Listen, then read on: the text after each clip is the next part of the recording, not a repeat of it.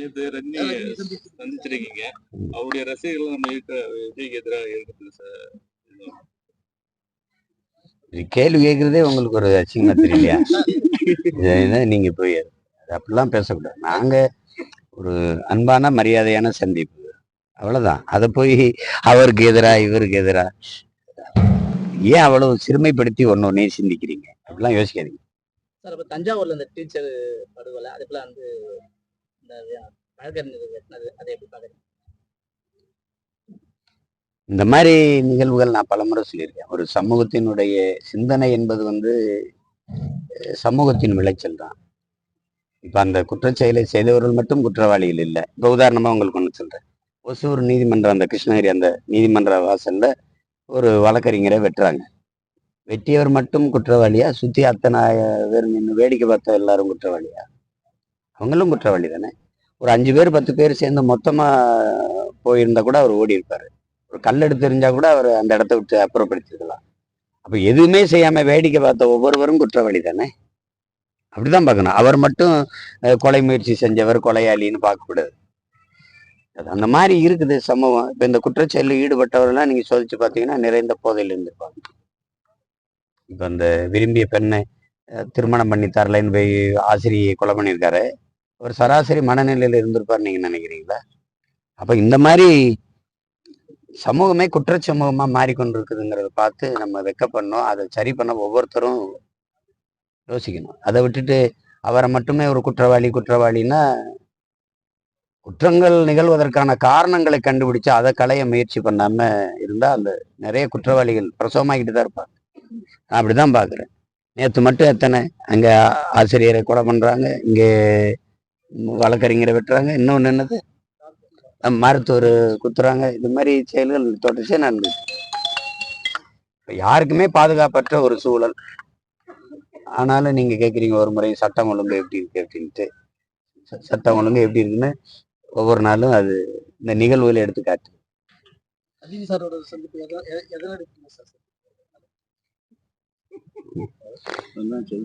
நான் ஏன் சந்திச்சேன், எத்தனை நேரம், எவ்வளவு நேரம் சந்திச்செல்லாம் நீங்க போட்டீங்க. நீங்களா ஒண்ணு போடுறீங்க. வேற என்ன சொல்றது? சந்திச்சா 2 பேரும் என்ன பேசுவோம்? திரைப்படம் குறித்து பேசுவோம், அரசியல் குறித்து பேசுவோம். அது பேசியிருப்போம்ல, அதுதான் செய்தி. அப்புறம் அதை எல்லாம் என்ன பேசணும்னு எல்லாத்தையும் சொன்னா நீங்க நாங்க 2 பேரும் உங்க முன்னாடியே பேசிட்டு இருந்திருக்கலாமே. ஏன்னா தனியா அதுக்கு பேசணும். சொல்லுங்க வேற.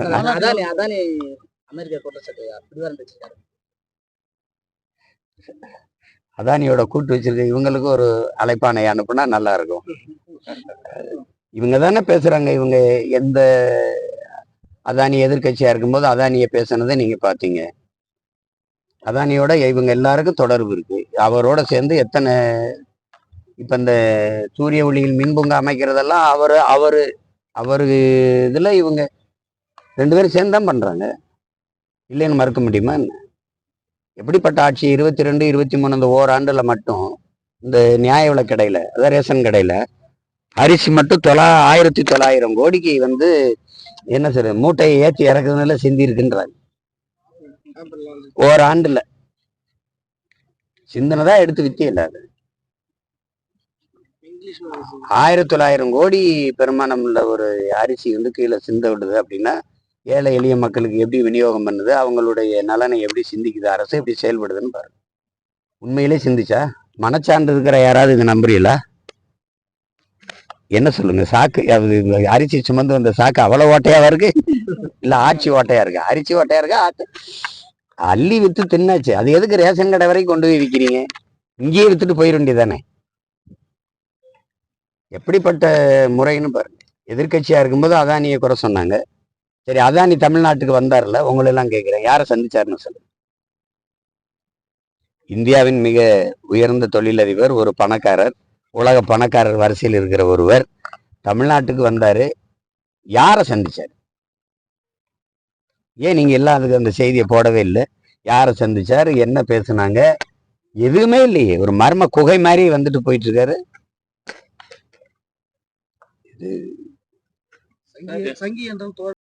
நானும் ஐயா ரஜினிகாந்த் சந்திச்சது, நாங்க 2 பேரும் சங்கினா, அந்த ஐயா ரஜினிகாந்த் அடிக்கடி எல்லா நிகழ்ச்சியிலையும் கூப்பிட்டு பக்கத்துல உட்கார வச்சிருக்கீங்களே, நீங்க எப்படி பெரிய சங்கியா சொங்கியா நீங்க, இல்ல லுங்கியா அங்கியா?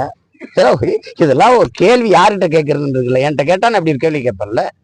நான் அவரை சந்திச்சது நாங்க 2 பேரும் சங்கி ஆயிட்டோம்னா ஒவ்வொரு நிகழ்ச்சியிலையும் அவரை கூப்பிட்டு பக்கத்துல உட்கார வைக்கிறீங்களே, நீங்க இப்ப சங்கியா இல்ல ஜிங்கியா? அதுக்கு பேர் என்ன? இதெல்லாம் என்ன இது ஏதோ கேள்வி கேட்டு மடக்கிறீங்களா அதெல்லாம்? ஏங்க சார் இப்போ சும்மா அது ஏதாவது பேசிட்டு இருக்காரு. சார் இப்போ வடகிழக்கு பருவமழை நல்லா திரும்ப சொல்றாங்க, அதனால விவசாயிகளுக்கு பெரிய பாதிப்பு தான். அந்த நாற்றுங்கால் பண்ணை அமைச்சு அதனால எங்களுக்கு என்ன பாதிப்பு? விவசாயிக்கு பாதிப்பு, அதனால எங்களுக்கு என்ன பாதிப்பு? ஆட்சியில் இருக்க எங்களுக்கு என்ன பாதிப்பு? எங்களுக்கு நீங்க மண்ணல்ல முடியல, மழை பெஞ்சு வெள்ளமா போச்சுன்னா பாதிப்பு, எங்களுக்கு அதெல்லாம் பாதிப்பு. இதுல என்ன பாதிப்பு இருக்கு எங்களுக்கு? விவசாயிகளுக்கு உங்களை மாதிரியான நபர்கள் இதை நான் என்ன செய்யணும்? நான் வேணா போராடுறேன், பேசுறேன், அதை தினம்தான் பேசிட்டு இருக்கிறேன். அதுல அக்கறை கொண்டவர்கள் வேளாண் குடிமக்களினுடைய நல்வாழ்வு விதை இருக்கா? இந்தியாவில் விதை இருக்கா? நம்ம பாரம்பரிய விதைகள் கத்திரிக்காய், வெண்டைக்காய், சுரக்காய், பூசணிக்காய் விதை வச்சிருக்கீங்களா? நெல் விதைகள் வச்சிருக்கீங்க? எல்லாம் சின்சாண்டோ மான்சாண்டோ நிறுவனத்துக்கிட்ட வித்துட்டீங்க. இப்ப போயிட்டு இவன் விதைன்னா ஒரு தடவை தக்காளி வாங்கி விதைச்சிங்கன்னா முளைக்கும், காய்க்கும். அதுக்குள்ள விதை இருக்கும், எடுத்து போட்டா மறுபடியும் முளைக்குமா? முளைக்காது. மறுபடியும் விதைக்கு அவன்கிட்ட தான் போகணும். இப்ப அந்த மாதிரி ஒரு சூழலுக்கு நீங்க தள்ளிட்டீங்க. இப்ப விதை அண்ணன் முளைக்கிற திறன் இல்லை, முளைக்கலைன்னா நான் என்ன செய்ய முடியும்? ஒரு தடவை கொடு, நான் விதை பண்ணை வச்சு விதைகளை சேகரிச்சுட்டு இருக்கேன். எங்க ஐயா நெல் ஜெயராமெல்லாம் 500க்கு மேற்பட்ட நெல் விதைகளை சேமிச்சு வச்சிருக்கிறாரு. அதை பெருக்கித்தாரே, நீ நல்லபடியா விதைச்சு விளைய வை. இப்போ என்னட்டு நான் கையிட்டின்னு சொல்ற அளவுக்கு இருக்கு. கை நீட்டி கட்டளை இட்டு அதை சரி செய்யற நிலைமைக்கு என்னை ஆக்கு, அப்புறம் பேசு.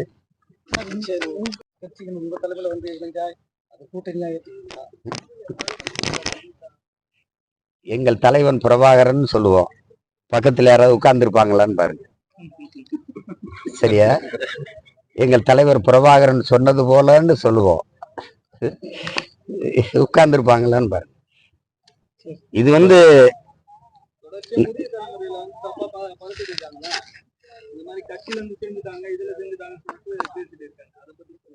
நாங்க தான் அனுப்பி வைக்கிறோம். நாங்க தான் எல்லாரையும் மரியாதையா போய் அனுப்பிச்சு எல்லாரையும் போய் அனுப்பி வைக்கிறோம். அவங்க வெவ்வேறு இயக்கங்கள்ல போய் சேர்ந்து எங்களுக்காக உழவு பார்க்கறதுக்கு அனுப்பி வைக்கிறோம். எங்களுடைய ஸ்லீப்பர்ஸ் எல்லாம் அனுப்பி வைக்கிறோம்.